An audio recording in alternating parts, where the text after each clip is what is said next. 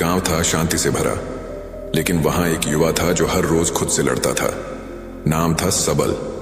पढ़ा लिखा था, बुद्धिमान था, पर जिंदगी ने उसे बार बार तोड़ा। पिता की मृत्यु बचपन में, मां का बीमार पड़ना, कर्ज का बोझ और ऊपर से रिश्तेदारों का ताना। कुछ करेगा भी या ऐसे ही रोएगा। वो हर रोज एक पहाड़ की चोटी पर जाकर चिल्लाता था, हे भगवान, क्यों मैं और कब तक? लेकिन जवाब में सिर्फ हवा चलती और सन्नाटा। एक दिन एक वृद्ध बौद्ध भिक्षु उसी पहाड़ की चोटी पर बैठा मिला, शांत, स्थिर, मानो हवा भी उससे पूछ कर गुजरती हो। सबल गुस्से में बोला, आप चुप क्यों हैं? क्या आपको दर्द नहीं होता? भिक्षु मुस्कुराया और सिर्फ इतना कहा, समय कैसा भी हो, शांत रहना सीख जाओगे। सबल हंस पड़ा, ये कौन सी किताबों की बात कर रहे हो? जब पेट में आग हो, मन में घाव हो, तब यह शांति के प्रवचन अच्छे लगते हैं। तब भिक्षु ने एक लंबी सांस ली और बोले, मैं एक कहानी सुनाऊं। बुद्ध एक गांव में पहुंचे थे। वहां लोग उन्हें सुनने इकट्ठा हुए। एक आदमी ने उन्हें अपशब्द कहे, तुम झूठे हो, धोखेबाज, खुद को भगवान कहने वाले। बुद्ध ने कुछ नहीं कहा। लोग चौंक गए। भगवान, आपने कुछ उत्तर क्यों नहीं दिया? बुद्ध ने मुस्कुराकर कहा, अगर कोई आपको उपहार दे और आप उसे स्वीकार न करो तो वह उपहार किसका रहता है? लोग बोले, उपहार तो देने वाले का ही रहेगा। बुद्ध बोले, बस वैसे ही, मैंने उसकी गाली को स्वीकार ही नहीं किया, तो अब वो गाली मेरी नहीं है, उसकी है। सबल फूट फूट कर रो पड़ा, मैं भी वही कर रहा हूं। हर गाली, हर अपमान को पकड़कर रख रहा हूं और खुद को जलाता जा रहा हूं। भिक्षु बोले, समय चाहे कैसा भी हो सबल, तू अगर बाहर की हलचल से खुद को जोड़ता रहेगा तो तू कभी शांत नहीं होगा। लेकिन जब तू भीतर की शक्ति से जुड़ जाएगा तो तूफान भी तुझे हिला नहीं पाएगा। भिक्षु ने सबल को 3 बातें बताईं जो बुद्ध ने अपने शिष्यों को सिखाई थीं। सब कुछ अस्थायी है, चाहे दुख हो या सुख। दुख आया है, जाएगा। सुख आया है, जाएगा। तू नहीं बदलेगा अगर तू स्थिर रहना सीख जाए। प्रतिक्रिया से पहले रुकना सीखो। गुस्से में, डर में, दुख में जो पहला जवाब आता है वो अक्सर गलत होता है। बुद्ध कहते थे, एक सांस लो, फिर उत्तर दो। भीतर की आवाज को सुनो, बाहर की नहीं। दुनिया बोलेगी, तेरे बस का नहीं। मन कहेगा, मैं कर सकता हूं। फैसला उस आवाज का होना चाहिए जो अंदर से आती है। वो कहते हैं ना, जैसे ही तुम अपने अंदर शांति ढूंढने लगते हो, जीवन तुम्हें वही चीज सामने लाकर खड़ा कर देता है जिससे तुम सबसे ज्यादा डरते हो। सबल की जिंदगी अब थोड़ा सुकून देने लगी थी। रोज पहाड़ पर बैठना, भिक्षु से बातें करना, बुद्ध की शिक्षाओं पर ध्यान लगाना। शांति धीरे धीरे अंदर घर करने लगी थी। लेकिन एक शाम सबल जैसे ही नीचे गांव लौटा, कुछ लोग उसके घर के बाहर खड़े थे, गुस्से में। उनमें से एक ने कहा, कर्ज चुकाने का वक्त खत्म हो गया है सबल, अब घर बेच दो या खेत। सबल की मां अंदर बीमार पड़ी थी। घर में खाने को अनाज नहीं था और अब यह, वो अंदर से कांप गया। वही पुराना डर, वही बेबसी फिर से सामने खड़ी थी। सबल घर के पीछे एक सूखी जमीन पर जाकर बैठ गया। न आंखों में आंसू थे, न मुंह से आवाज, बस दिल की धड़कनें तेज थीं। वो बड़बड़ाया, बुद्ध कहते हैं शांत रहो, लेकिन अब क्या करूं? अभी शांति की बात करूं? उसी वक्त भिक्षु वहां आ पहुंचे, जैसे जीवन ने सबल की पुकार सुन ली हो। भिक्षु ने पूछा, तू डरा हुआ है? सबल बोला, हां, और इस बार बहुत गहरा डर है।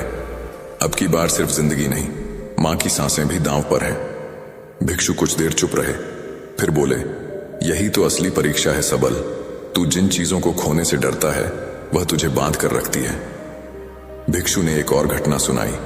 एक बार गौतम बुद्ध ध्यान में बैठे थे। उनके पास एक सैनिक आया, हाथ में तलवार थी। वो चिल्लाया, अगर अभी बोले नहीं तो मैं तुम्हारा सिर काट दूं। बुद्ध ने आंखें खोली, मुस्कुराए और बोले, तू कुछ नहीं काट सकता। सैनिक गुस्से में, क्या मतलब? बुद्ध बोले, क्योंकि जिस चीज को तू काटना चाहता है वो मैं नहीं हूं। मेरा शरीर तेरा शिकार हो सकता है, लेकिन मेरी शांति नहीं। सबल के अंदर कुछ हिला। वो सोचने लगा, अगर मैं डर के सामने भी शांत रहूं तो शायद मैं भी उस स्थिति को नहीं, खुद को जीत लूं। पर फिर डर वापस आया, अगर घर चला गया तो मां का क्या होगा? तभी भिक्षु ने कहा, डर एक तरंग है सबल, तू उसे देख, महसूस कर, लेकिन उसका हिस्सा मत बन। भिक्षु ने सबल से पूछा, क्या तू उस चीज के लिए तैयार है जो सबसे जरूरी है? सबल बोला, मतलब? भिक्षु ने कहा, तू सिर्फ सोच रहा है, डर रहा है, लेकिन कुछ कर नहीं रहा। बुद्ध ने एक बात कही थी, डर तुम्हें बांधता है, कर्म तुम्हें आजाद करता है। सबल ने उस रात एक निर्णय लिया, मैं डरूंगा नहीं, मैं कदम उठाऊंगा। भले हालात मेरे खिलाफ हों, लेकिन मैं भीतर से हार नहीं मानूंगा। सबल ने अगले ही दिन गांव के प्रधान के घर जाकर काम मांगा। वहां खेतों में मजदूरी करने लगा। दिन में मां की सेवा करता, रात में ध्यान करता। धीरे धीरे लोगों ने उसकी ईमानदारी देखी, उसका संयम देखा, और एक दिन वही व्यक्ति जो घर छीनना चाहता था सबल के पास आया और बोला, तूने बिना बदले के मेहनत की, तूने अपमान का जवाब अपमान से नहीं, कर्म से दिया। यह रहा तेरा कर्जनामा, फाड़ दे इसे। सबल उस कागज को हाथ में लिए पहाड़ की चोटी पर गया और एक गहरी सांस लेते हुए कहा, आज मैंने समझा, डर मुझे हर बार तोड़ नहीं सकता। अगर मैं शांत रहकर सही निर्णय ले पाऊं तो डर खुद झुक जाएगा। जब जिंदगी तुम्हें हर ओर से तोड़ चुकी होती है और तब कोई अपना भी अगर हाथ छोड़ दे तो सबसे ज्यादा आवाज उसी वक्त भीतर आती है, अब तो खत्म हो गया। लेकिन वहीं से बुद्ध की असली सीख शुरू होती है। उस रात मां को तेज बुखार आया, सांसें उखड़ रही थीं, आंखें उलझ रही थीं और होठों पर एक ही शब्द था, सबल बेटा। सबल भागा भागा वैद्य को बुलाने गया। गांव के वैद्य ने दवा दी, लेकिन कहा, अब ज्यादा समय नहीं है, बहुत कमजोर हो गई है। सबल की दुनिया हिल गई, घर की दीवारें जैसे खिसक गई हों, छत जैसे गिरने लगी हों। वो जो अब तक भीतर मजबूती से बैठा था अचानक चिल्लाने लगा, नहीं भगवान, ऐसा मत करना, अब नहीं। सबल भागा पहाड़ की तरफ। भिक्षु वहां नहीं थे, वो अकेला था। वो जोर जोर से चीख पड़ा, तू कहता है शांत रहो, अब बता, जब मां की जान जा रही है तब कौन सी शांति बचती है? सबल की आंखें लाल थीं और वो मिट्टी में गिरकर कांप रहा था। तभी हवा चली और वो आवाज आई, उसी भिक्षु की, मृत्यु के सामने जो शांत रहना सीख जाए वही मुक्त होता है।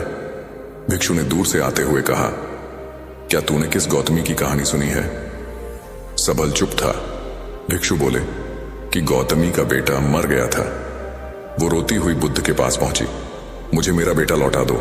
बुद्ध बोले, मैं उसे जिंदा कर दूंगा, लेकिन पहले गांव में जाओ और एक ऐसा घर ढूंढो जहां किसी की मौत ना हुई हो। वहां से एक सरसों का दाना लाओ। वो पूरे गांव घूम आई, लेकिन कोई घर ऐसा नहीं मिला। वो वापस बुद्ध के पास आई। बुद्ध ने कहा, मृत्यु सबका सच है, कोई इससे नहीं बचा, लेकिन इसे जानकर जो टूटता नहीं वही जागृत होता है। सबल मां के पास लौटा। उसने मां का हाथ थामा और धीरे धीरे मां की सांसें कम होती गईं। लेकिन इस बार सबल चीखा नहीं, गिरा नहीं, बल्कि मां के कान में एक बात कहता रहा, मां, अब मैं समझ गया, ये शरीर जाएगा लेकिन तेरी सीख मेरे साथ रहेगी। मां के जाने के बाद गांव के लोग आए कंधा देने, लेकिन जो सबसे ज्यादा चौंक गए वो यह देखकर कि सबल का चेहरा शांत था और उसकी आंखों में नफरत नहीं, समर्पण था। लोगों ने पूछा, तू रो क्यों नहीं रहा? सबल बोला, मां, शरीर छोड़ गई है, पर मैं जानता हूं वो मेरी हर सांस में है। अब रोकर मैं उसे कैसे वापस लाऊं? जिसने मृत्यु को देखा और विचलित नहीं हुआ वही जीवन को समझता है। सबल अब पूरी तरह बदल चुका था। अब वो गांव का युवा नहीं था, अब वो बुद्ध की राह पर चलने वाला एक साधक बन चुका था। अब तक सबल ने मां को खोया, डर को हराया, अपमान सहा और जीवन के मायनों को समझना शुरू कर दिया था। लेकिन दोस्तों, जीवन वही खत्म नहीं होता जहां हमें लगता है कि हमने सब कुछ समझ लिया है। असल खेल तब शुरू होता है जब दुनिया तुम्हारी साधना पर ताली बजाने लगती है। सिर्फ एक सवाल पूछता हूं, क्या तुम शांति को तब भी पकड़कर रख सकते हो जब पूरा संसार तुम्हें उकसा रहा हो दौड़ने के लिए? अब लोग उसे गुरु कहने लगे थे, उसकी बातें लोग लिखने लगे थे, उसकी एक झलक पाने के लिए लोग लंबी यात्राएं तय कर रहे थे। सबल ने कभी यह सब नहीं चाहा था, लेकिन अब उसके आसपास आदर, प्रसिद्धि और समाज का आकर्षण बढ़ने लगा। और धीरे धीरे वही सबल जो कभी आत्मा की आवाज सुनता था अब दूसरों की वाहवाही सुनने लगा। एक दिन वो पहाड़ की उस चोटी पर पहुंचा जहां भिक्षु कभी उसे मिले थे, लेकिन इस बार चुप्पी थी, कोई भिक्षु नहीं, कोई आवाज नहीं, बस मन में एक सवाल, क्या अब मैं भी शांति को छोड़कर अहंकार की ओर बढ़ रहा हूं? भिक्षु की एक पुरानी बात याद आई। बुद्ध जब सबसे बड़े बन गए थे तब उन्होंने सबसे चुपचाप बन जाना चुना। गौतम बुद्ध को कई राजाओं ने सोने के सिंहासन, महल और हजारों अनुयायी देने की पेशकश की थी, लेकिन बुद्ध हर बार मुस्कुराकर कहते थे, मैं कोई गुरु नहीं, बस एक पथिक हूं। जिस दिन लोग मुझे देवता समझने लगेंगे, मैं सत्य से भटक जाऊंगा। वो उस रात सो नहीं पाया। मन में एक द्वंद्व चल रहा था। क्या मैं लोगों की आंखों में बड़ा बन रहा हूं लेकिन अपनी आत्मा में छोटा? क्या मैं अब खुद को बुद्ध समझ बैठा हूं? सबल ने अगली सुबह सबको बुलाया और कहा, आज से मैं फिर एक पथिक बन रहा हूं। मैं कोई गुरु नहीं हूं। मैं अब फिर से खोज में जा रहा हूं, उस मौन की, उस शांति की जिसे मैंने खो दिया। गांव वाले हैरान, पर आप तो हमारे गुरु हो। सबल मुस्कुराया, अगर मैं सच में गुरु होता तो तुम्हें मुझसे नहीं, अपने भीतर से जुड़ने सिखाता, और वह मैं नहीं कर पाया। सबल एक बार फिर जंगलों, पहाड़ों और मौन की ओर बढ़ चला। सालों बीते, किसी ने उसे कहीं नहीं देखा। एक छोटी सी कुटिया में एक युवा साधु पहुंचा। वहां दीवार पर एक कागज चिपका था। उस पर सिर्फ इतना लिखा था, अगर तूने सब खो दिया है तो अब तू खुद को पा सकता है। अगर तू शांत रह सका है तो तू बुद्ध बन सकता है। समय जैसा भी हो, तू भीतर ठहरा रहा, यही तेरा बोध है। उसने नाम छोड़ दिया था, पर उसकी शांति अब हवा में थी।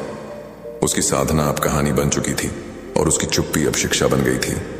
अब जब तुम यह पढ़ रहे हो तो रुको, सांस लो और खुद से एक सवाल पूछो, क्या मैं उस सबल की तरह भीतर की आवाज को दुनिया के शोर से ऊपर रख पा रहा हूं? सबल की यात्रा सिर्फ उसकी नहीं थी, वो हर उस इंसान की कहानी थी जो जीवन की ठोकरों के बीच खुद को खोजता है। डर आया, वियोग हुआ, माया ने जकड़ा, लेकिन हर मोड़ पर सबल ने एक चीज सीखी, अब सबल कहीं नहीं है, वो हर उस शख्स के भीतर जीवित है जो बुरे समय में भी शांति को थामे रहता है। बुद्धम शरणम गच्छामि। जीवन एक साधना है, शांति उसकी अंतिम प्राप्ति। धन्यवाद। हिमालय की ऊंची ऊंची चोटियों के नीचे बसा था एक छोटा सा गांव। यह गांव भले ही प्राकृतिक सौंदर्य से भरा हुआ था, लेकिन वहां के अधिकांश लोग गरीबी और कठिनाइयों से जूझते थे। इन्हीं में से एक था रवि, जिसकी आंखों में सपनों की चमक तो थी, परंतु जीवन ने उसे अब तक केवल दुख और संघर्ष ही दिए थे। रवि का परिवार बहुत गरीब था। उसके पिता खेतों में दिन रात मजदूरी करते थे। सूरज ढल जाने के बाद भी जब तक उनके हाथों में हल और फावड़ा चलता, तब तक घर का चूल्हा जलने की उम्मीद रहती। रवि का दिन सुबह होने से पहले ही शुरू हो जाता। वह खेतों में मजदूरी करता, दूसरों की गाय भैंस चराता और गांव वालों के छोटे मोटे काम भी करता। लेकिन इतनी मेहनत के बाद भी उसके परिवार के लिए 2 वक्त की रोटी जुटाना कठिन हो जाता। अक्सर घर में खाना इतना कम होता कि माँ अपने हिस्से का निवाला बच्चों को खिला देती और खुद भूखी रह जाती। यह सब देखकर रवि का दिल टूट जाता। उसकी उम्र खेलने कूदने और सपने बुनने की थी, लेकिन जीवन ने उसे समय से पहले ही जिम्मेदारियों की कठोर राह पर ला खड़ा किया था। कई बार वह अकेले आकाश की ओर देखता। रात में जब तारे टिमटिमाते तो उसकी आंखें नम हो जाती। वह सोचता, क्या मेरा जीवन हमेशा ऐसा ही रहेगा? क्या कभी ऐसा दिन आएगा जब मेरे घर में भी खुशियां होंगी? क्या मुझे कभी सच्चा सुख मिलेगा? दिन ब दिन उसकी यह बेचैनी बढ़ती जा रही थी। वह थक चुका था अपने भाग्य से लड़ते लड़ते। एक दिन गांव के एक बुजुर्ग, जो ज्ञान और अनुभव में सबसे आगे माने जाते थे, उससे बोले, बेटा रवि, पहाड़ों के ऊपर एक महान गुरु रहते हैं। वे संसार के दुहक और सुख का रहस्य समझाते हैं। जो भी उनके पास गया है, खाली हाथ वापस नहीं लौटा। शायद तेरे प्रश्नों का उत्तर भी वहीं मिले। इन शब्दों ने रवि के मन में एक नई आशा जगा दी। उसके भीतर जैसे बुझती हुई लौ फिर से प्रज्वलित हो उठी। उसी क्षण उसने निश्चय किया, वह उस गुरु से अवश्य मिलेगा। शायद वहीं उसे अपने दुखों से मुक्ति का मार्ग और जीवन का सच्चा अर्थ मिलेगा। यात्रा की शुरुआत। अगली ही सुबह, जब गांव अभी नींद में डूबा था और आकाश में हल्की हल्की लाली फैल रही थी, रवि ने अपने छोटे से घर की चौखट को आखिरी बार निहारा। उसके कंधे पर एक साधारण सा झोला था, जिसमें बस 2 सूखी रोटियां और एक छोटी बोतल पानी की थी। मां की आंखों में चिंता थी, लेकिन उन्होंने अपने कांपते हाथों से उसके सिर पर आशीर्वाद रख दिया। पिता ने कुछ नहीं कहा, बस गहरी सांस लेकर उसकी पीठ थपथपा दी। छोटी बहन उसे जाते हुए देखती रही, मानो कह रही हो, भैया जल्दी लौटना। रवि का मन भरा हुआ था, परंतु दृढ़ संकल्प ने उसके कदमों को डगमगाने नहीं दिया। वह हिमालय की ओर निकल पड़ा। यात्रा आसान नहीं थी। रास्ते में पत्थरीली चढ़ाइयां हुई थीं, जिन पर चढ़ते हुए उसके पांव छिल गए। ठंडी हवाएं उसकी हड्डियों तक को कंपा देती। जंगल से गुजरते हुए उसे जंगली जानवरों की आहट बार बार सुनाई देती। कभी पेड़ों के पीछे से चमकती आंखें दिख जाती, कभी दूर से भेड़ियों का हुंकारा सुनाई देता। दिल में भय उठता, लेकिन हर बार जब वह अपनी मां और बहन का चेहरा याद करता तो भीतर से नई हिम्मत पाता। पहली रात उसने एक बड़े पेड़ की जड़ के पास बैठकर गुजारी। आसमान पर चमकते असंख्य तारे उसके साथी बने। भूख लगी थी, लेकिन उसने बस आधी रोटी खाई और बाकी अगले दिन के लिए बचा कर रखी। आंखें बंद करने पर उसे बार बार वही प्रश्न सताता, क्या वाकई मुझे वह गुरु मिलेंगे? क्या सचमुच मेरे जीवन का अंधेरा समाप्त होगा? दूसरे दिन वह और गहराई में चला गया। पहाड़ की चोटी से नीचे देखने पर गांव चींटियों के घर जैसा लगने लगा। रास्ता संकरा था और हर कदम संभल कर रखना पड़ रहा था। कई बार उसके मन में आया कि लौट जाए, लेकिन फिर भीतर से एक आवाज कहती, अब रुकना मत, तू सत्य की ओर बढ़ रहा है। गुरु से भेंट। आखिरकार दूसरे दिन की शाम होते होते रवि एक गुफा के पास पहुंचा। गुफा के द्वार पर हल्की सी धूप पड़ रही थी। भीतर एक बूढ़े साधु ध्यानमग्न बैठे थे। उनकी आंखें बंद थीं, पर उनके चेहरे पर ऐसी गहरी शांति और दिव्य तेज था कि लगता था मानो पूरा वातावरण उसी से आलोकित हो रहा हो। रवि थकान और भावनाओं से भरा हुआ उनके चरणों में गिर पड़ा। उसका गला रुंध गया और कांपती आवाज में बोला, गुरुजी, मैं अपने जीवन से थक चुका हूं।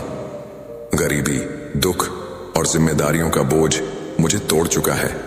मुझे रास्ता दिखाइए। मैं अपने दर्द से मुक्ति चाहता हूं। साधु ने धीरे धीरे आंखें खोली। उनकी दृष्टि गहरी थी, मानो सीधे रवि के हृदय को पड़ रही हो। वे मुस्कुराए और शांत स्वर में बोले, बेटा, सत्य को सुनने से पहले मन को शांत करना आवश्यक है। आओ मेरे पास बैठो। इस क्षण को अपने हृदय में स्थिर करो। जब मन शांत होता है, तभी जीवन का मार्ग स्पष्ट दिखाई देता है। रवि उनके पास बैठ गया। उसके भीतर पहली बार एक अजीब सी शांति उतरने लगी, मानो वह किसी सही ठिकाने पर पहुंच गया हो। गुफा के भीतर वातावरण बहुत शांत था। बाहर हवा की सरसराहट सुनाई देती, कभी कभार पत्तों के झड़ने की धीमी आवाज आती। साधु ने धीरे धीरे अपनी मुद्रा बदली और रवि को अपने पास बैठा लिया। उनकी आंखों में ऐसी गहराई थी जैसे वहां अनगिनत अनुभव और जीवन के रहस्य छिपे हों। तू परेशान इसलिए है क्योंकि तू दूसरों की अपेक्षाओं में बंधा हुआ है। तुझे चिंता है कि लोग क्या कहेंगे, तुझसे क्या चाहेंगे, तू किसकी नजर में कैसा दिखेगा। यही तेरे दुख का कारण है। जैसे ही तू यह बोझ उतार देगा, तेरे भीतर हल्कापन आ जाएगा। याद रख, एकाकीपन कमजोरी नहीं है, यह सबसे बड़ी शक्ति है। जब तू अकेला होता है, तब तू सबसे पहले खुद से मिलता है, और जो खुद से मिल गया, उसे किसी और की जरूरत नहीं रहती। रवि की आंखों से आंसू बह निकले। पहली बार उसे लगा कि उसके भीतर भी एक ऐसा खजाना है जिसे उसने कभी देखा ही नहीं। उसके जीवन का सबसे बड़ा सत्य उसकी आंखों के सामने खुल रहा था। गुरु ने ध्यानपूर्वक रवि की आंखों में झांका और गंभीर स्वर में बोले, बेटा, अब समय है कि तू स्वयं अनुभव करे। ज्ञान तभी सार्थक होता है जब वह केवल सुना ही नहीं, जिया भी जाए। तू 1 सप्ताह तक इस गुफा के पास रह। न गांव की चिंता, न परिवार की याद, बस खुद को प्रकृति के हवाले कर दे। हर सुबह उगते सूरज को देखना और हर रात तारों से बातें करना। दिन में अपने मन की आवाज को सुनना और हर पल यह देखना कि भीतर क्या घट रहा है। रवि ने गुरु की बात मान ली। अगले ही दिन से उसने अपना अभ्यास शुरू किया। पहला दिन बहुत कठिन था। जैसे ही वह अकेला बैठता, उसके मन में बेचैनी उठती। परिवार की याद, मां की बीमारी, पिता की थकान, बहन की पढ़ाई, सब कुछ उसे सताने लगता। उसे लगता कि यह एकाकीपन उसे निगल जाएगा। मन बार बार भागना चाहता था। रात को तारे चमक रहे थे, लेकिन उसकी आंखों से आंसू बहते रहे।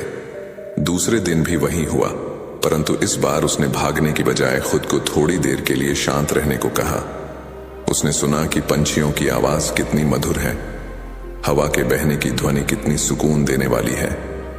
नदी की दूर से आती कलकल ध्वनि मानो कोई लोरी सुना रही थी। धीरे धीरे उसने महसूस किया कि यह अकेलापन उतना डरावना नहीं जितना वह सोचता था। तीसरे और चौथे दिन में उसका मन थोड़ा हल्का होने लगा। वह सूरज की पहली किरण को देखता और उसमें एक नई ऊर्जा पाता। शाम होते ही आकाश के बदलते रंग उसे मोहित कर देते। वह पहली बार समझ रहा था कि प्रकृति कितनी धैर्यवान है और कैसे वह हर क्षण बदलते हुए भी संतुलित रहती है। पांचवें दिन रवि को लगा कि उसके भीतर जो बेचैनी थी वह धीरे धीरे मिट रही है। अब जब वह आंखें बंद करता तो अंधेरे के बजाय शांति महसूस होती। उसे लगा जैसे उसकी आत्मा धीरे धीरे स्थिर हो रही है। छठे दिन वह नदी के किनारे बैठा था। उसके हाथ में कोई काम नहीं था, न मन में कोई चिंता, बस शांति थी, गहरी और निर्मल। उसने महसूस किया कि वही शांति उसके भीतर भी है जिसे अब तक उसने बाहर ढूंढने की कोशिश की थी। सातवें दिन रवि गुरु के पास लौटा। उसकी चाल में आत्मविश्वास था, चेहरे पर गहरी स्थिरता और आंखों में एक अद्भुत चमक। वह गुरु के सामने बैठा और भावुक होकर बोला, गुरुजी, मैंने जाना कि मेरे दुख केवल मेरे मन की उपज थे। जब मैंने अकेले बैठकर अपने मन की आवाज सुनी तो समझ आया कि मैं परिस्थितियों से नहीं बल्कि अपने विचारों से बंधा हुआ था। अब मुझे लगता है कि चाहे जीवन कैसा भी हो, मैं शांति पा सकता हूं। गुरु ने संतोष भरी मुस्कान के साथ उसका हाथ थाम लिया और बोले, बेटा, तूने पहला कदम पार कर लिया है। यही जीवन का सार है। बाहर की दुनिया तू नहीं बदल सकता, लेकिन अपने भीतर की दुनिया को तू बदल सकता है। जिसने अपने भीतर शांति खोज ली, उसे कोई दुख नहीं डिगा सकता। उस क्षण रवि को लगा कि मानो वह नया जन्म ले चुका हो। उसके दिल पर जो बोझ था वह उतर चुका था। एक सप्ताह की साधना और गुरु के उपदेश ने रवि का जीवन बदल दिया। जब वह गांव लौटा तो लोग उसे देखकर चकित रह गए। उसका चेहरा पहले से अधिक शांत था। उसकी आंखों में एक अनोखी चमक थी। अब वह वही पुराना रवि नहीं था जो हमेशा बोझिल और उदास दिखाई देता था। रवि ने खेतों में काम करना जारी रखा, लेकिन अब उसका दृष्टिकोण बदल चुका था।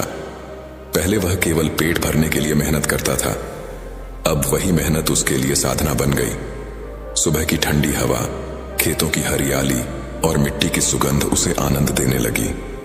पहले जिन कठिनाइयों को वह अभिशाप समझता था, अब उन्हें अवसर मानने लगा। उसकी सबसे बड़ी खुशी थी माँ का मुस्कुराना और बहन की हंसी। पहले जहां वह घर की चिंता से टूट जाता था, अब वही चिंता उसकी प्रेरणा बन गई। वह माँ की सेवा करता, बहन को पढ़ाता और हर छोटे पल में संतोष ढूंढ लेता। धीरे धीरे गांव वालों ने भी उसके इस परिवर्तन को महसूस किया। बच्चे अक्सर उसके पास आने लगे। रवि उन्हें अक्षर और गिनती सिखाने लगा। वह उन्हें कहानियां सुनाता जिनमें जीवन की गहरी सीख छुपी होती। वह उन्हें बताता कि गरीबी, दुख और कठिनाइयां जीवन का अंत नहीं है, बल्कि आत्मबल को जगाने का अवसर है। गांव के लोग अब उसे केवल एक गरीब किसान का बेटा नहीं मानते थे, बल्कि प्रेरणा का स्रोत समझने लगे थे। उसकी साधारण बातें भी लोगों के दिलों को छू जाती। वह अक्सर बच्चों से कहता, एकाकीपन का मतलब अकेला होना नहीं है, इसका असली अर्थ है अपने भीतर की शक्ति को पहचानना। जब तुम अपने भीतर उतरते हो, तब समझते हो कि तुम्हारे पास कितना बड़ा खजाना है। रवि ने अपने जीवन को पूरी तरह बदल दिया। अब न तो वह दुखों से परेशान होता, न दूसरों की अपेक्षाओं से बंधा रहता। वह समझ चुका था कि सुख बाहर की वस्तुओं में नहीं, बल्कि भीतर की शांति में छिपा है। गुरु के उपदेश उसके दिल में गहरे अंकित हो चुके थे। गुरु के वे शब्द बार बार उसके कानों में गूंजते, अकेले रहना ही सभी समस्याओं का समाधान है, क्योंकि एकांत में ही तुम अपने सच्चे स्वरूप को पहचानते हो। और सचमुच रवि ने अपने सच्चे स्वरूप को पहचान लिया था। अब वह सिर्फ जी नहीं रहा था, बल्कि हर क्षण जीवन का आनंद ले रहा था। सच्चा सुख बाहर की वस्तुओं, धन दौलत या परिस्थितियों में नहीं है, सच्चा सुख केवल और केवल मन की शांति में है। जो स्वयं को पहचान लेता है वह किसी भी परिस्थिति में आनंद पा सकता है। नमो बुद्धाय। एक नगर के निकट एक महात्मा अपना आश्रम बनाकर रहते थे। वे महात्मा आयुर्वेद के बहुत बड़े विद्वान थे। एक दिन सुबह स्नान करने के बाद जब वे अपने सभी शिष्यों को उपदेश दे रहे थे, तभी उनका शिष्य निर्मल खड़ा हुआ और उनसे प्रश्न करने लगा।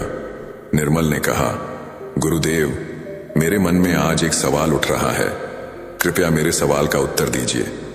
निर्मल की बात सुनकर महात्मा मुस्कुराए और बोले, पूछो, तुम्हारा क्या प्रश्न है? तब निर्मल ने गुरु से कहा, गुरुदेव, हम अपने शरीर को हमेशा स्वस्थ और रोग मुक्त कैसे रख सकते हैं? निर्मल की बात सुनकर गुरुदेव ने कहा, आज मैं तुम सबको सुबह की 5 आदतें बताने जा रहा हूं, जिन्हें अपनाकर तुम हमेशा खुश और रोगों से मुक्त रह सकते हो। यदि किसी व्यक्ति को कोई गंभीर बीमारी भी हो तो वह भी धीरे धीरे उससे मुक्ति पा सकता है और शारीरिक व मानसिक रूप से मजबूत बन सकता है। गुरुदेव ने आगे कहा, बेटा, सबसे पहली आदत है सुबह जल्दी उठना। यह सुनने में बहुत आसान लगता है और ऐसा भी लगता है कि भला जल्दी उठने से क्या फायदा हो सकता है, लेकिन इसके अनेक लाभ हैं। बड़े बुजुर्गों का भी मानना है कि सुबह सूर्योदय से पहले उठने और सूर्यदेव के दर्शन करने से दिन भर सकारात्मक ऊर्जा बनी रहती है। सुबह जल्दी उठने के लिए रात को जल्दी सोना चाहिए ताकि दिन में अधिक समय काम करने के लिए मिले और आलस्य भी ना आए। इससे व्यक्ति की दिनचर्या में सुधार आता है। कई लोग रात को देर से भोजन करते हैं और सुबह देर से उठते हैं, जिसके कारण पेट से संबंधित समस्याएं होने की संभावना बढ़ जाती है। सुबह जल्दी उठने से खान पान और स्वस्थ जीवन शैली पर आसानी से ध्यान दिया जा सकता है। इसके साथ ही जल्दी उठने से काम निपटाने के लिए पर्याप्त समय मिलता है और सभी कार्य समय पर पूरे हो जाते हैं। इससे दिमाग शांत और एकाग्र रहता है, जिससे काम में मन लगता है और आत्मविश्वास भी बढ़ता है। वहीं जो व्यक्ति देर तक सोता रहता है और बिस्तर पर पड़ा रहता है, वह दिन भर आलस्य में डूबा रहता है। उसका मन काम में नहीं लगता और उसका शरीर ऊर्जाहीन हो जाता है। ऐसा व्यक्ति अपने जीवन में कुछ हासिल नहीं कर पाता। इसीलिए कहा जाता है कि जो सोता है वह खोता है। गुरुदेव ने आगे कहा, बच्चों, दूसरी आदत है सुबह उठते ही अंगड़ाई लेना। आपने अक्सर देखा होगा कि रात भर सोने के बाद जब हम सुबह उठते हैं तो हमें अंगड़ाई लेने का मन करता है।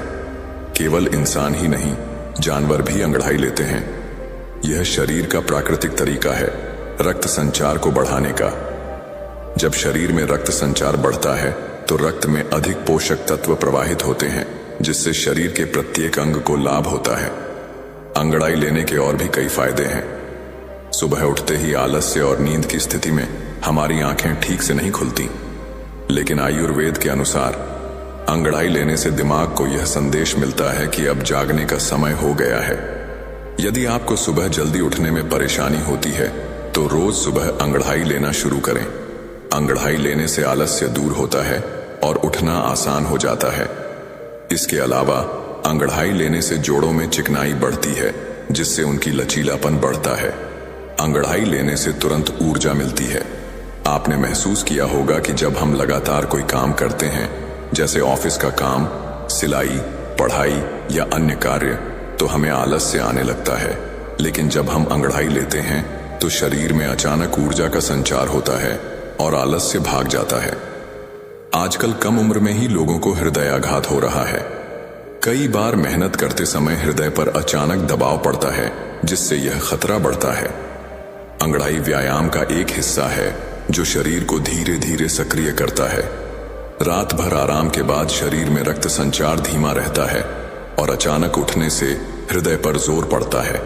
अंगड़ाई लेने से यह जोखिम कम होता है। अंगड़ाई लेने में मुश्किल से कुछ सेकंड लगते हैं, लेकिन इसके हजारों फायदे हैं। गुरुदेव ने तीसरी आदत बताते हुए कहा, बेटा, जितना हो सके सुबह उठते ही पानी पियो।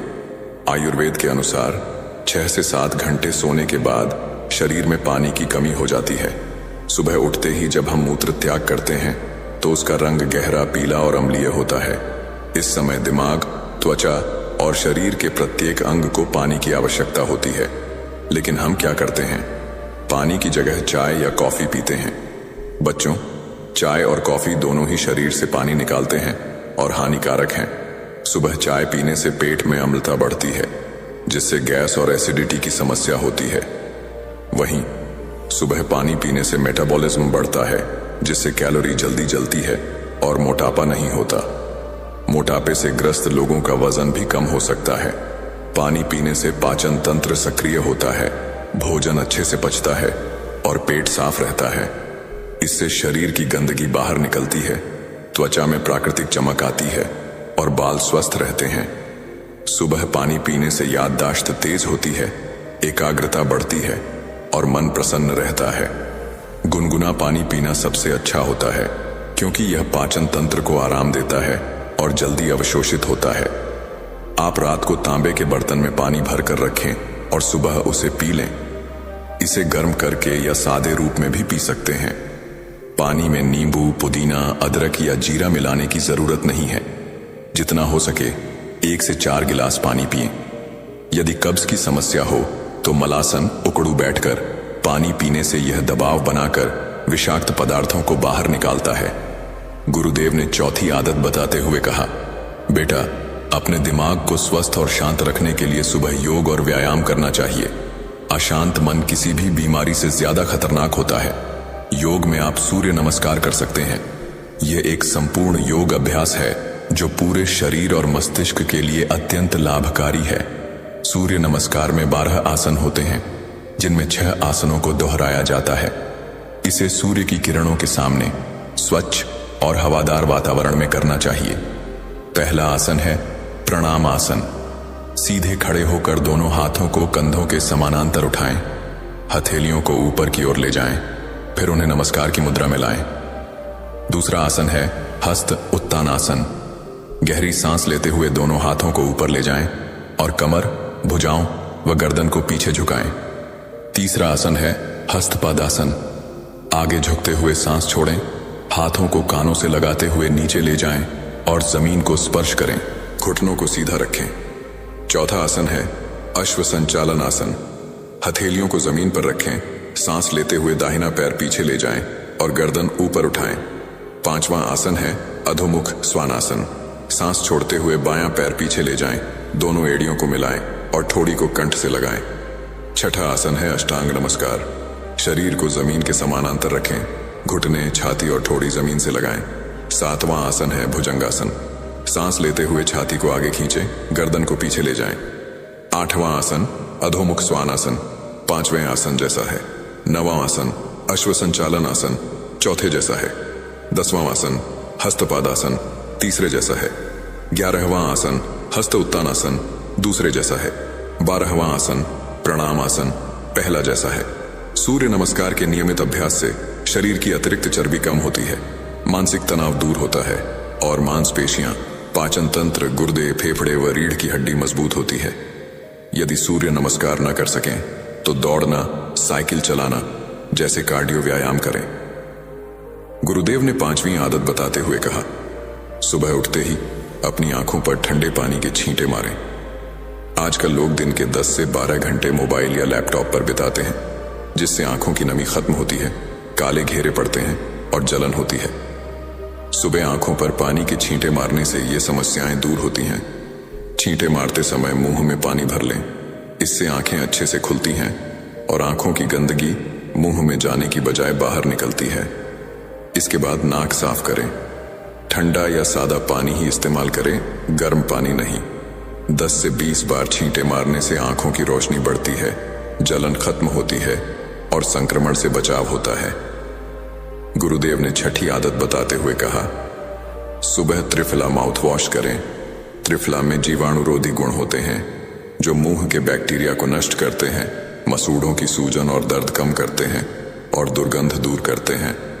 1 कप पानी में 1-2 चम्मच त्रिफला पाउडर मिलाकर उबालें, ठंडा होने दें और गुनगुने पानी से 1-2 मिनट तक कुल्ला करें। इसे सुबह शाम करें। गुरुदेव ने 7वीं आदत बताते हुए कहा, सुबह पानी पीने के बाद जो पहली चीज खाते हैं उसका शरीर पर गहरा प्रभाव पड़ता है। आयुर्वेद में दिन का पहला और अंतिम आहार बहुत महत्वपूर्ण माना जाता है। स्वस्थ व्यक्ति सुबह फल खाएं। यदि लीवर की समस्या हो तो गन्ने का ताजा रस पिएं। यदि शरीर में गर्मी हो तो तरबूज खाएं।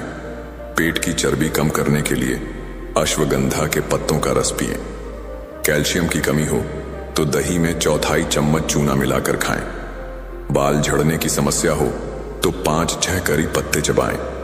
मस्तिष्क की शक्ति बढ़ाने के लिए 1 चम्मच ब्रह्म रसायन लें। पहला आहार खाने के बाद 20 मिनट तक कुछ न खाएं, फिर स्वस्थ नाश्ता करें। गुरुदेव ने अंत में कहा, बच्चों, इन आदतों को अपनाने से तुम्हें अनेक लाभ होंगे। इतना कहकर उन्होंने उपदेश समाप्त किया। सभी शिष्यों ने गुरु का धन्यवाद किया। दोस्तों, हमारे जीवन में सबसे बड़ी लड़ाई अक्सर बाहर की नहीं बल्कि भीतर की होती है। लोग हमें ताना मारते हैं, हमारी आलोचना करते हैं, हमारी मेहनत को कम आंकते हैं और कभी कभी हमारे मन को अपमान और झगड़ों से भर देते हैं। ऐसे समय में हमारे मन में सवाल उठते हैं, क्या मैं सही हूं? क्या मेरी मेहनत की कोई कीमत है? क्या मैं इन लोगों के सामने कमजोर हूं? यह कहानी बौद्ध भिक्षु और उसके शिष्य निर्मल की है। 5 अलग अलग गांवों की यात्राएं, जहां निर्मल ने ताने, आलोचना, झगड़े और चुनौतीपूर्ण परिस्थितियों का सामना करते हुए यह सीख हासिल की कि इग्नोर करना केवल दूसरों को अनदेखा करना नहीं है, बल्कि यह अपनी आंतरिक शक्ति और आत्मविश्वास की पहचान करना है। बौद्ध भिक्षु ने अपने शिष्य निर्मल को पहले दिन एक छोटे गांव की ओर भेजा। उनका उद्देश्य केवल इतना ही नहीं था कि निर्मल गांव में जाकर कुछ समय बिताए, बल्कि यह कि वह सीख सके कि कैसे दूसरों के तानों, हंसी और आलोचनाओं को अपने मन पर हावी होने से रोकना है। भिक्षु ने उसे समझाया था, निर्मल, जब लोग तुम्हें नीचा दिखाएं या हंसें तो इसका अर्थ यह नहीं कि तुम सच में कम हो। ये केवल उनके मन की असुरक्षा और अनजानपन का प्रतिबिंब है। तुम्हें सिर्फ अपने मन की शांति बनाए रखनी है। जैसे ही निर्मल गांव पहुंचा, उसे सबसे पहले कुछ बच्चे मिले। वे उसकी ओर देखकर जोर जोर से हंस रहे थे और ताने दे रहे थे। अरे देखो तो, ये नया भिक्षु कितना डरपोक लग रहा है। उनके शब्द निर्मल के कानों में गूंजने लगे। उसके मन में दुख और चिंता के बादल छा गए। उसने सोचा, क्या सच में मैं कुछ गलत कर रहा हूं? क्या लोग मुझे पसंद नहीं करते? कुछ ही कदम और उसने देखा कि बुजुर्ग भी उसकी ओर मुस्कुराते हुए कुछ कह रहे हैं। उनके शब्द बच्चों के तानों की तरह नहीं थे, लेकिन उनका स्वर भी उसके लिए चुनौतीपूर्ण लग रहा था। कुछ लोगों ने कहा, यह लड़का गांव के काम में कैसे मदद कर पाएगा? इतने शांत हैं, लेकिन कहीं यह आलसी तो नहीं? निर्मल का दिल भारी हो गया। वह थोड़ी देर के लिए वहीं रुक गया और अपने आप से सवाल करने लगा, लेकिन तभी उसके मन में भिक्षु की बातें गूंज उठी। उन्होंने कहा था, जब लोग तुम्हें नीचा दिखाएं तब भी शांत रहो। उनके शब्द तुम्हारी कीमत नहीं घटाते। निर्मल ने गहरी सांस ली और अपने मन को नियंत्रित किया। उसने तय किया कि वह किसी भी ताने या हंसी को अपने भीतर प्रवेश नहीं देगा। उसने देखा कि जैसे ही उसने दूसरों की बातें अपने मन में आने नहीं दी, उसका मन हल्का और मुक्त हो गया। वह मुस्कुराया और अपने काम में लग गया। वह गांव की गलियों में घूमते हुए लोगों की मदद करने लगा। किसी ने मटके उठाने में मदद मांगी, किसी ने खेत में कुछ काम में सहयोग चाहा। हर बार जब कोई ताना देता या हंसता, निर्मल ने केवल मुस्कुराया और अपनी सहायता जारी रखी। दिन के बीच में एक बड़ा हादसा हुआ। गांव के कुएं के पास कुछ बच्चे खेलते हुए पानी का मटका गिरा बैठे। मटके का पानी चारों ओर फैल गया और कुछ लोगों ने बच्चों को डांटा। निर्मल वहां पहुंचा और बिना किसी झिझक के बच्चों की मदद करने लगा। उसने मटके को उठाया, पानी को साफ किया और बच्चों को डराने की बजाय सिखाया कि कैसे सतर्क रहना चाहिए। लोग हैरान थे। जो लोग पहले उसके बारे में नकारात्मक बातें कर रहे थे, वे अब उसकी मदद और धैर्य देखकर चुप हो गए। कुछ बुजुर्गों ने उसके पास आकर कहा, बेटा, तुम्हारा धैर्य और शांत मन देखकर हमें सीख मिली। हम भी अपने बच्चों को सिखाएंगे कि कैसे दूसरों के तानों और हंसी को अनदेखा किया जाए। निर्मल ने महसूस किया कि यह अनुभव उसके लिए कितना महत्वपूर्ण था। उसने समझा कि जीवन में अक्सर लोग हमारे मन की शांति को चुनौती देने की कोशिश करते हैं, लेकिन अगर हम उनके शब्दों और व्यवहार को अनदेखा करना सीख लें तो हमारा मन स्वतंत्र और मजबूत बन जाता है। दिन के अंत में जब निर्मल गांव से लौटने लगा तो उसके मन में एक अजीब सी शक्ति और संतोष का अनुभव हो रहा था। उसने अपने आप से कहा, मैंने आज केवल गांव के लोगों से नहीं बल्कि अपने मन से भी जीत हासिल की है। जब हम दूसरों के नकारात्मक शब्दों को अनदेखा करना सीखते हैं तो हमारी असली ताकत और शांति हमें स्वयं मिलती है। भिक्षु के पास लौटते समय निर्मल ने देखा कि उसका मन हल्का, शांत और प्रफुल्लित था। भिक्षु ने मुस्कुराते हुए कहा, निर्मल, आज तुमने जो सीखा वही असली शिक्षा है। यही वह शक्ति है जो तुम्हें जीवन में हर चुनौती का सामना करने में सक्षम बनाएगी। याद रखो, दूसरों की नकारात्मकता को अपने अंदर प्रवेश मत दो। अपनी शांति ही तुम्हारा सबसे बड़ा साथी है। निर्मल की आंखों में अब आत्मविश्वास और धैर्य की चमक थी। वह जान गया कि जीवन की असली लड़ाई बाहर नहीं बल्कि भीतर की होती है, और जो इसे जीत लेता है वही सच्चा विजयी होता है। दूसरे दिन भिक्षु ने निर्मल को एक और गांव भेजा। यह गांव पहले वाले गांव से भिन्न था। यहाँ के लोग बहुत मुखर और आलोचनात्मक थे। वे हर किसी के काम, बोलने और सोचने के तरीके पर टिप्पणी करते थे। भिक्षु ने निर्मल से कहा, निर्मल, आज तुम्हें लोगों की आलोचना झेलनी होगी। याद रखो, दूसरों की राय तुम्हारे मूल्य को कम नहीं कर सकती। जैसे ही निर्मल गांव पहुंचा, उसने देखा कि लोग किसी भी काम में उसके तरीकों की गलतियां खोज रहे थे। उसने पहले कुछ झोपड़ियों की मरम्मत करने का काम लिया। जैसे ही उसने लकड़ी काटी और गोंद लगाई, किसी ने कहा, तुमने लकड़ी को सही से नहीं काटा, इससे झोपड़ी टिक नहीं पाएगी। निर्मल का दिल धड़कने लगा। भीतर से क्रोध उठ रहा था, लेकिन उसने गहरी सांस ली और अपने मन में भिक्षु की सीख दोहराई। असली ताकत वही है जो दूसरों की आलोचना को सुनकर भी न टूटे। निर्मल ने देखा कि हर व्यक्ति अपनी सोच और अनुभव के अनुसार बोलता है। कोई आलोचना केवल इसलिए करता है क्योंकि वह उस चीज को देख नहीं पाता या उसका नजरिया अलग होता है। यह समझकर निर्मल ने अपनी ऊर्जा को नकारात्मकता पर नहीं बल्कि अपने काम पर केंद्रित किया। वह झोपड़ी को जोड़ने में पूरी लगन और ध्यान लगा रहा था। उसने देखा कि जब वह अपने काम में पूरी तरह डूबा रहता है तो आलोचना उसके मन को छू नहीं पाती। लोग बार बार ताना मारते और सही गलत की बातें कहते, लेकिन निर्मल ने उन्हें केवल मुस्कान देकर नजरअंदाज किया। दिन के बीच में एक और चुनौती आई। गांव के पास के तालाब में पानी भरने का काम था। निर्मल ने देखा कि कई लोग उसका काम देख रहे थे।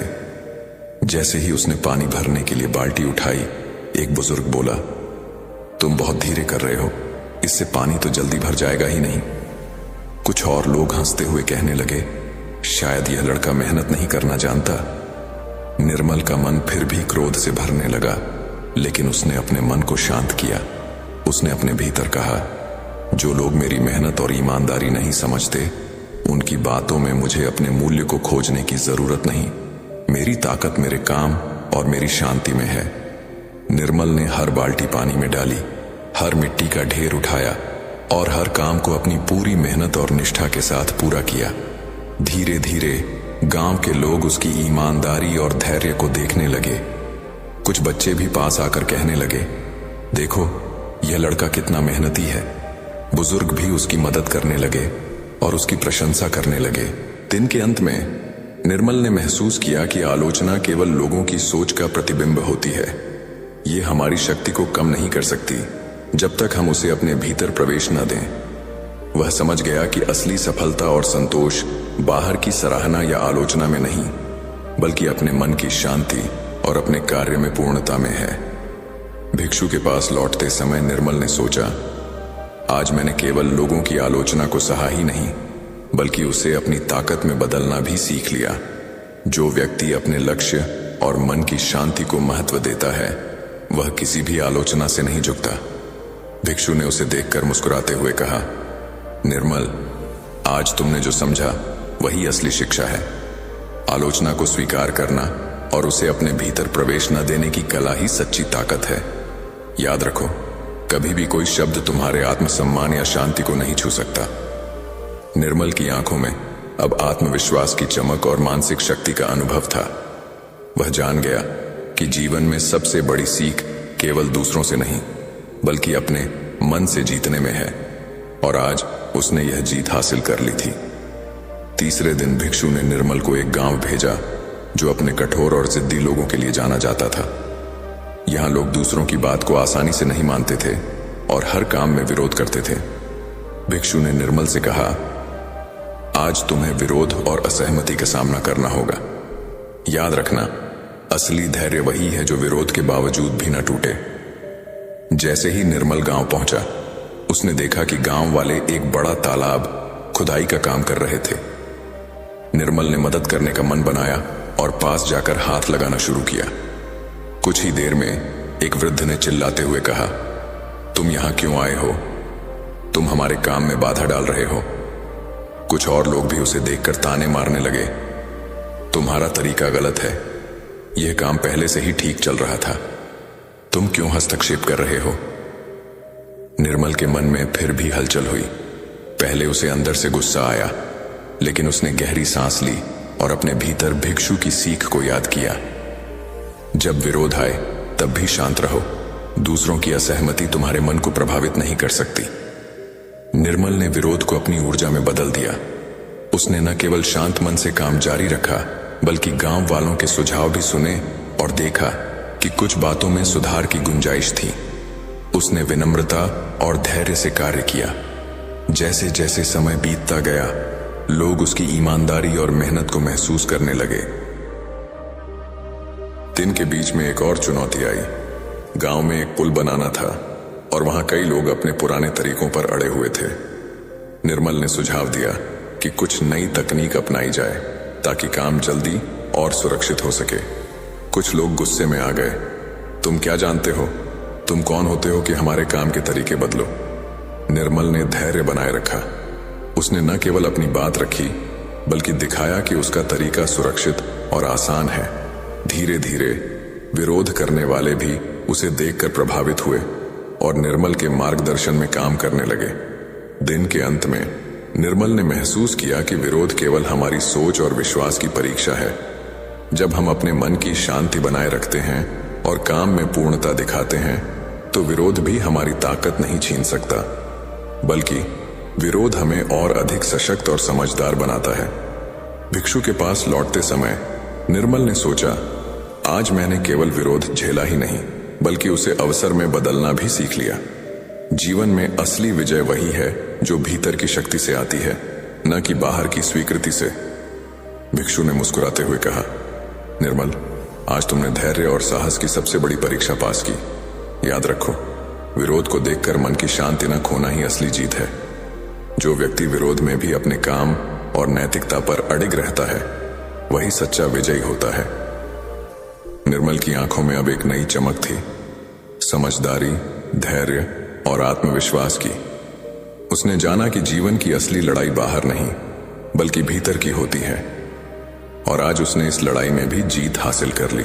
चौथे दिन भिक्षु ने निर्मल को एक गांव भेजा जो जंगल के पास बसा हुआ था।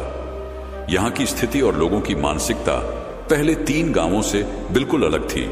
इस गांव में लोग भय और अनिश्चितता से ग्रस्त रहते थे। हर काम में डर का असर था और लोग नए प्रयास करने से कतराते थे। भिक्षु ने निर्मल से कहा, आज तुम्हें डर और अनिश्चितता का सामना करना होगा। याद रखना, जो डर को पहचान कर भी उसके आगे बढ़ता है, वही सच्चा साहसी है। जैसे ही निर्मल गांव पहुंचा, उसने देखा कि गांव के लोग किसी काम को करने से पहले अनवरत तर्क कर रहे थे और हर पहलू में डर महसूस कर रहे थे। कुछ लोग कहते थे, अगर यह योजना सफल नहीं हुई तो क्या होगा, या अगर यह प्रयास गलत निकला तो गांव को नुकसान होगा। निर्मल ने समझा कि यहां का डर केवल लोगों के अनुभव और अज्ञानता का परिणाम है, लेकिन उसने अपने मन को शांत रखा और सोचा, डर केवल उन लोगों का है, मेरे भीतर का डर नहीं। मेरी निष्ठा और समझ ही मुझे सही राह दिखाएगी। निर्मल ने सबसे पहले गांव के कुएं के पास एक नई व्यवस्था करने का काम लिया। वहां पानी भरने और बांटने की पुरानी प्रणाली सही से काम नहीं कर रही थी। जब उसने नए तरीके से पानी बांटने की कोशिश की तो कुछ लोग विरोध करने लगे, यह तरीका गलत है, अगर पानी खराब हो गया तो जिम्मेदार कौन होगा। निर्मल ने धैर्यपूर्वक उत्तर दिया, यदि हम बिना प्रयास किए डरते रहें तो कुछ भी सुधार नहीं होगा। पहले प्रयास करना ही सीखने का मार्ग है। उसने छोटे छोटे कदम उठाए, प्रत्येक कदम पर सावधानी बरती और धीरे धीरे कार्य सफल हुआ। दिन के बीच में एक और चुनौती आई। गांव के खेतों में एक पेड़ गिरने का खतरा था। लोग डर के मारे कुछ करने से कतराते रहे। निर्मल ने देखा कि यदि उन्होंने मिलकर काम नहीं किया तो नुकसान होगा। उसने साहस दिखाया, योजना बनाई और गांव के कुछ लोगों को प्रेरित किया कि वह भी मदद करे। धीरे धीरे सब मिलकर पेड़ को सुरक्षित रूप से हटाने में सफल हुए। इस अनुभव ने निर्मल को और मजबूत बनाया। उसने महसूस किया कि डर केवल तब तक हमें रोक सकता है जब तक हम उसे वास्तविक समझते हैं, लेकिन जब हम साहस और बुद्धिमानी के साथ कदम बढ़ाते हैं तो डर केवल एक चुनौती बनकर रह जाता है। दिन के अंत में जब निर्मल भिक्षु के पास लौट रहा था, उसके मन में संतोष और आत्मविश्वास की गूंज थी। उसने सोचा, आज मैंने केवल गांव के लोगों के डर का सामना नहीं किया, बल्कि अपने भीतर के भय को भी पहचाना और उसे पार किया। डर को नजरअंदाज करना और फिर भी आगे बढ़ना ही असली साहस है। भिक्षु ने उसे देखकर कहा, निर्मल, आज तुमने सबसे कठिन परीक्षा पास की। जीवन में डर और अनिश्चितता से भागना आसान है, लेकिन उनका सामना करना और समझदारी से काम लेना ही महानता है। याद रखो, जब मन में शांति और आत्मविश्वास हो तो कोई भी डर तुम्हें रोक नहीं सकता। निर्मल की आंखों में अब एक नई रोशनी थी, भय पर विजय, साहस और आत्मविश्वास की। उसने जाना कि जीवन में कठिन परिस्थितियां केवल हमारे भीतर की शक्ति को जगाने के लिए आती है, और आज उसने यह शक्ति पूरी तरह महसूस की। 5वें दिन भिक्षु ने निर्मल को अंतिम यात्रा पर भेजा। इस बार उद्देश्य केवल गांवों की चुनौतीपूर्ण परिस्थितियों का सामना करना नहीं था, बल्कि यह देखना था कि उसने पिछले 4 यात्राओं में जो सबक सीखे थे उन्हें अपने जीवन में पूर्ण रूप से आत्मसात किया है या नहीं। भिक्षु ने कहा, निर्मल, आज तुम्हें अपने भीतर की पूरी शक्ति और शांति का अनुभव करना होगा। जब तुम अकेले और स्वतंत्र रूप से निर्णय लेते हो, तभी असली आत्मशक्ति का पता चलता है। निर्मल ने यात्रा शुरू की और उसे एक बड़ा गांव दिखाई दिया, जहां हर जगह हलचल और व्यस्तता थी। लोग अपने अपने कामों में लगे हुए थे, लेकिन यहां भी कुछ चुनौतियां थीं। कुछ लोग संघर्ष में थे, कुछ भय में और कुछ आलोचना में फंसे हुए थे। निर्मल ने धीरे धीरे अपने अनुभवों का उपयोग करना शुरू किया। सबसे पहले उसने देखा कि एक परिवार अपने खेत में फसल काटने में असफल रहा था। लोगों के बीच विवाद हो रहा था, कुछ एक दूसरे पर दोष दे रहे थे। निर्मल ने शांत मन से स्थिति का निरीक्षण किया और सभी के बीच संवाद स्थापित किया। उसने समझाया, जो गलती हुई उसे सुधारना ही हमारी शक्ति है। दोष देने या डरने से कुछ नहीं मिलेगा। निर्मल ने अपने अनुभव के अनुसार लोगों को काम बांटने और जिम्मेदारी लेने की सलाह दी। धीरे धीरे सबने मिलकर खेत की फसल काटी और काम सफल हुआ। इस छोटे अनुभव ने निर्मल को एहसास दिलाया कि नेतृत्व और धैर्य में वही शक्ति है जो किसी भी मुश्किल स्थिति को अवसर में बदल सकती है। दिन के बीच में एक और चुनौती आई। गांव के लोग किसी नए तालाब के निर्माण में डर और असहमति के कारण कुछ नहीं कर पा रहे थे। निर्मल ने अपनी पुरानी यात्राओं की सीखों का प्रयोग किया। आलोचना को नजरअंदाज करना, विरोध को समझना और डर का सामना करना। उसने योजना बनाई, लोगों को समझाया और स्वयं काम में पूरी निष्ठा दिखाई। धीरे धीरे सब मिलकर तालाब का निर्माण सफलतापूर्वक पूरा करने में सक्षम हुए।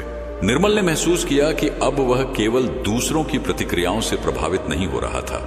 उसका मन शांत और स्थिर था। कोई ताना, आलोचना, विरोध या डर उसके भीतर हलचल नहीं पैदा कर पा रहा था। उसने जाना कि असली शक्ति बाहर की परिस्थितियों को बदलने में नहीं, बल्कि अपने भीतर की शांति और आत्मविश्वास को बनाए रखने में है। दिन के अंत में जब निर्मल भिक्षु के पास लौटा, भिक्षु ने उसे देखकर मुस्कुराया और कहा, निर्मल, अब तुम पूरी तरह तैयार हो। तुम्हें अब किसी और से सीखने की आवश्यकता नहीं। जो शक्ति और शांति तुमने 4 यात्राओं में सीखी, वह तुम्हारे भीतर हमेशा रहेगी। याद रखो, जीवन में कठिनाइयां और चुनौतियां आएंगी, लेकिन जो व्यक्ति अपने मन की शांति और आत्मशक्ति में अडिग रहता है, वही सच्चा विजयी होता है। निर्मल ने गहरी सांस ली और अपने भीतर की शक्ति को महसूस किया। उसने जाना कि जीवन की असली लड़ाई बाहर की दुनिया से नहीं, बल्कि अपने भीतर की कमजोरियों, डर और भ्रम से होती है। और आज उसने इस लड़ाई में विजय प्राप्त कर ली थी। वह अब केवल एक शिष्य नहीं था, वह स्वयं में दृढ़, शांत और आत्मनिर्भर बन चुका था।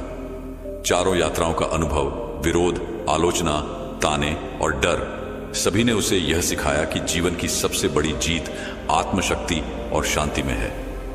निर्मल ने मन ही मन भिक्षु से कहा, आज मैं समझ गया हूं कि शांति और शक्ति बाहर नहीं, मेरे भीतर है। यह मेरी आत्मा की वास्तविक संपत्ति है। भिक्षु ने मुस्कुराते हुए सिर हिलाया और कहा, यही सच्ची शिक्षा है निर्मल। अब तुम अपने जीवन में किसी भी चुनौती का सामना बिना भय और बिना संदेह के कर सकते हो। याद रखो, जो व्यक्ति अपने भीतर की शक्ति को पहचानता है, उसके लिए कोई बाधा असंभव नहीं होती। निर्मल की आंखों में आत्मविश्वास की चमक थी, उसके चेहरे पर शांति की मुस्कान।